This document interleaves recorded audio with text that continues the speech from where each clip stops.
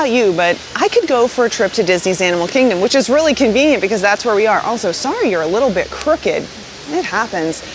So today is a bit of a speed run. We've got some heavy rain in the forecast and thunderstorms, so I'd like to avoid that. But I also just want to pop in and take a look at the construction happening at DinoLand USA, because as of September 2nd, a whole new section has closed. So the Boneyard is no more. And we have some news about Dinosaur closing. I'm going to share that with you once we get in there. But there are a few other things I want to talk about. I want to check in on the Magic Band Plus, because I heard that it's not doing that special thing when you walk through the touch points. So we'll see if that's still true or if it's true at all. And I want to have kind of an open-ended conversation with you about something. So anyway, let's get in there. Hi there. Hi, good morning. Good morning.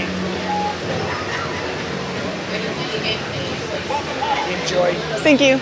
All right, so tapped in, no problem. It worked on the first try too, which was fantastic because I did put on lotion today. Sometimes that can mess with your fingerprint, especially if you're putting on sunscreen, which is why I like to always have hand sanitizer with me. I'll usually sanitize my hands, especially my fingers, right before I go through. But yeah, it worked just fine. Little jingle there, and my Magic Band did vibrate, but I don't think you guys got to see that. Anyway, let's make our way over to DinoLand USA. Oh wow, it looks like there are even more construction walls up as well. We'll take a look at that. Also, I'm warning you guys, it's nice and cool out, but it's very, very humid because it rained like just moments ago. So excuse the, this. I do bring little sweat towels with me most of the time. I'm trying to be better about it, but sometimes I just can't wipe my face fast enough. Anyway, check this out. That, of course, is the entrance of what used to be It's Tough to Be a Bug. It's Better Zoogether is coming soon. I don't have the date for that off the top of my head, so you know the drill. I am excited for that. I'm very curious to see how it's going to fit in with Animal Kingdom, but the fact that they got rid of It's Tough to Be a Bug for something that is hopefully a little bit more family friendly, I'm excited about. I know It's Tough to Be a Bug had a great message, and it was really fun, fit in with the theme really well, but it traumatized a lot of kids. But all right, we've gotten to the end of the bridge. We just crossed over. There's trilobites, and as you can see, we now have construction walls, and looks like some work may have already started over in the Boneyard. Of course, the walls say Tropical Americas, and it shows that concept art of what we can expect here in this space. Of course, the entirety of DinoLand USA hasn't closed yet, so we're taking the path kind of the long way around, and we're gonna see what it looks like to get over to Dinosaur and Restaurantosaurus, Dino Bite Snacks, all the places that are still open. This is that path that I'm talking about. We're kind of headed toward Theater in the Wild, which is the theater back here where you can see the Finding Nemo musical. There's the amphitheater there. And then right here, behind me, you can see the sign. This is how we're gonna get to Dinosaur. For those of you who remember the before times, there used to be a big dinosaur right here leading into Dinorama. And then, there was like a pull-off over here that led into the back of the Boneyard for cast members. So we're gonna follow this path and see what it looks like. So we're headed down the path. Construction walls on both sides. This is a one-way in and one-way out right now. Of course, as you can see, when we come around this corner, this whole area has been closed off. There used to be a habitat over here. Oh, check that out. They blew up some of the concept art and popped that in. I bet that's the Indiana Jones ride. Indiana Jones is, of course, going to be taking the place of Dinosaur. It's essentially the same ride, so the experience is going to be the same, but the story is going to be different. The whole thing on the inside is going to be different. So if you liked that experience and you had a lot of fun riding that, you're still going to have a lot of fun on the Indiana Jones ride. It's just going to be a different story. But all right, we've arrived at Dino Bite Snacks, the end of the road right now. As you can see, we've got the construction walls. Back here, it looks like they have put up some scrim in the seating area, making it very dark. And then of course, construction walls close off this path as well. So this whole area is down for the count until whatever it is that they're putting in this exact spot pops up. I don't know exactly when that's gonna happen.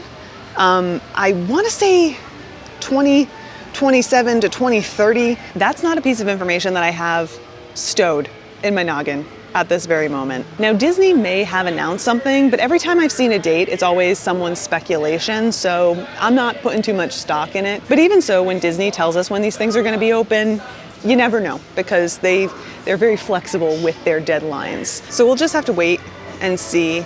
Of course, right now, well, not at this very second because it is early, but Restaurantosaurus is still open. We also know that Dinosaur is still open, though is currently closed because of what I'd assume to be technical difficulties. Now, according to Disney, your last opportunity to experience Dinosaur, Restaurantosaurus, Dino Bite snacks, and everything else that exists in this current state of DinoLand USA is going to be February 1st, which happens to be my birthday. Kind of a sad day for me, because I do love DinoLand, though. I mean, what is there to say? It's already halfway gone. All of it will be closed on February 2nd, so make sure that you get all your prehistoric fun in before then. Now, one more little tidbit for those of you who are going to be visiting Animal Kingdom with some little ones, maybe some picky eaters, and you're like, well, if Restaurantosaurus goes away, what are they going to eat? Because I need those burgers and fries. You're still going to have access to that because they are moving the Restaurantosaurus menu over to Harambe Market. Now listen.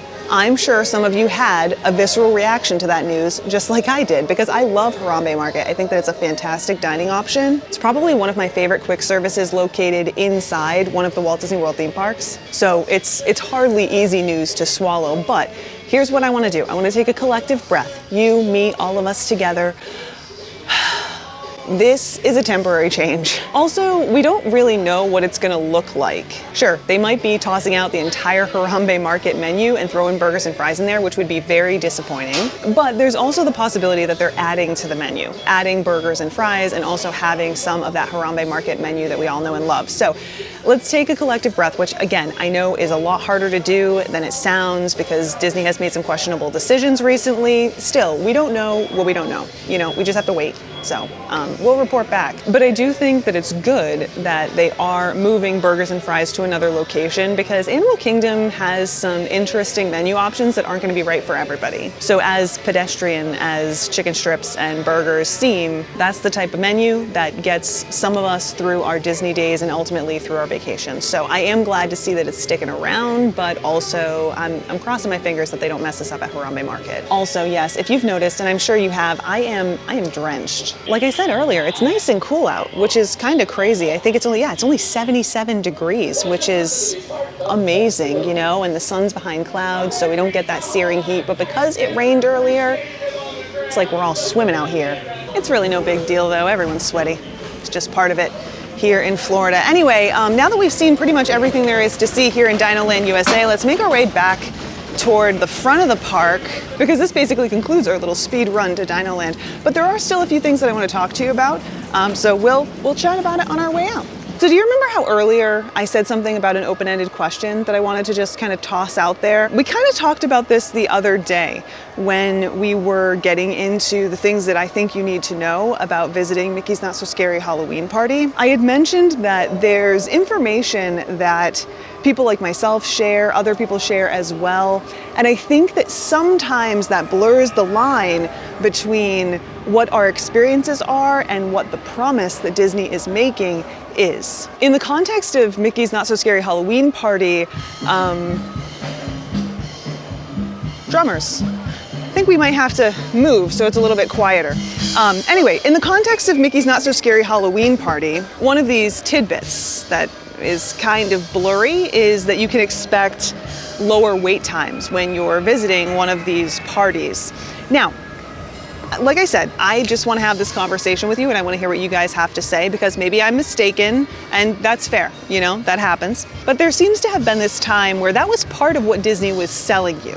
They were telling you, hey, you can come to these parties, limited number of tickets, and you can enjoy your favorite attractions with less of a wait time. And this is consistent with a lot of experiences that you guys who have been to the parties before have had. I mean, I've had similar experiences to you guys where it's not that crowded in the past. And I'm sure other people who do this type of thing that I do or who write blogs and all that stuff have had similar experiences as well, which is why they say this when they're telling you about those events. But it almost feels like, and again, this is my perspective, you can share yours, it almost feels like the language has quietly changed. Disney's moved away from talking about the limited capacity, and they've moved towards being like, well, spooky stuff, fun stuff, exclusive stuff. And we saw this when we were doing a little bit of digging into this, trying to answer some of the questions that we had before I sat down to talk to you about Mickey's Not So Scary, and even before I decided to chat with you today. We only saw one tiny line of fine print that said something about a limited number of tickets being sold for the event. And if we're being fair here, that could be said for any day at the Walt Disney World Resort. There is a limited capacity in the parks. And I find this pretty interesting because, at least to me, as someone who pays attention to a lot of different areas when it comes to this type of thing, this seems consistent with what Disney has done in the past. Tweaking language just a bit to ensure that they're covering their ass, but also they're changing the situation. We've seen something similar with DAS. We've seen something similar with DVC, all different areas of DVC. And so why wouldn't that be the case for this? Now look, I'm gonna be honest with you, it's sometimes difficult to find information from past years to kind of support my thought process on this. And boy, oh boy, have I tried. But it's an uphill battle because, of course, past information isn't really easy to find, especially straight from the horse's mouth. Websites change, so that's a thing. And if you're not a mind reader, you have no idea what you want to keep track of so that if you need it in the future, you'll have it to look back on. It's a whole thing. But still, it's interesting to me, and I feel like it's a little bit of a tough situation to be in, both as a YouTuber, but also as a guest. Because, you know, as a YouTuber, I want to give you the best information that I can, which sometimes is easier said than done. But, you know, as a guest, I also recognize that it's sometimes hard to find this information. I mean, as someone like myself who's like really looking, trying to find it, I still come up short. So why wouldn't someone who's a first-time visitor come up short as well? People, I think, can be quick to say like, well, you should have known better, but there's only so much you can do. You know, we're all only human. And so you rely on whatever sources you find to be the most reliable to give you the best information possible. And this is where I think the blurriness comes in because, you know, as YouTubers, bloggers, whatever the case, we can only do so much.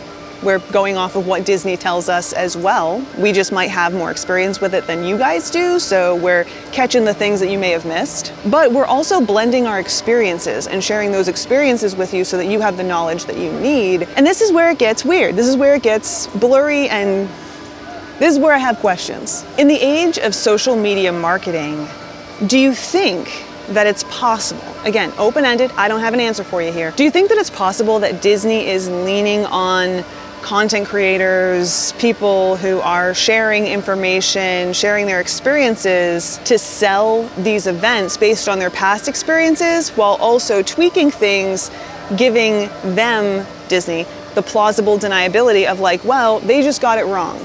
And this is how it actually is. See, it's in the fine print. Disney would not be the first company to do this. So, you know, there's that. And normally when I talk about these things, I focus on Disney because that's what we're focusing our attention on, but I know that it's not exclusively a Disney thing. But it's interesting, isn't it? To me, it almost feels like companies that are doing this, to include Disney, are kind of riding their own coattails while making tweaks that better serve the business fiscally. But when people do notice the change, when they do notice the shift, there's this plausible deniability. Well, you were just trusting a YouTuber. What do they know? They're just chatting on the internet, you know? So anyway, I want to hear your thoughts on that, because I'm still developing mine, but I think it's an interesting observation. It's something that I'm seeing. I want to know if you're seeing it too. I want to know what you think about it. And keep in mind that while people aren't necessarily talking about this particular example, at least I haven't heard anyone talking about it, but I don't keep track of everyone's stuff, you know? There are other examples. DAS is a great one that people have noticed, and they have talked about these tweaks, these quiet little tweaks. Anyway, I want to know your thoughts. Hold on a second. Who's that? That's Kevin. She's looking lovely today. What do you guys think? There's no one here for her. Where is everybody? All right, there's a crowd of people on their way to keep her company. Let's duck into a store and see if we can dry off a little bit, because I'm dripping. While we're at it, a tiny bit of shopping. Look at how cute this is. Oh my goodness, I love these Big Feet plush. Are they still called Big Feet plush? I don't know. They're adorable. You know, I've had a couple people say that we've been doing a lot of shopping recently, And I know that that's not everyone's style. It's honestly not my style either, but it's toasty. And the only place you can get some good AC is in the shops. So I duck in when I have to, cool myself off, take care of myself, which is what I'm really doing. And, I show you what I see while I do. It keeps me busy while I'm in here, and because I'm keeping an eye out for things for you guys, it slows me down, which is a good thing because sometimes I move faster than I ought to. So, and plus, if I didn't show you the merch, how would you ever know that these are available for you? You could trick or treat in these fantastic shoes. And who would want to miss out on those? I mean, you guys know I'm not into Crocs, so it shouldn't come as any surprise that they are not on my shopping list. But if they're on yours, I want to hear about it. I won't judge. I won't judge. I know some of you guys love those shoes. But all right, we've done it. Our day here at Animal Kingdom is almost complete. We still have to walk to the car. So the odds that we'll get caught in the rain are still pretty good. But even though this was a quick one, I had a good time. I hope you did too. And I hope that this conversation gets you thinking. I really would love to hear what you have to say. But on top of that, I also want to hear what you guys have to say about DinoLand finally closing. Are you looking forward to the Tropical Americas? I mean, you might as well, because it's on its way, whether you like it or not. Also, what are you going to miss most about DinoLand USA? What was your favorite thing about this section of the park? Or could you care less about DinoLand USA? Tell me all about it in a comment down below. But for now, I'm going to hightail it back to the Jeep. Thanks so much for hanging out, and I'll see you guys soon. Bye.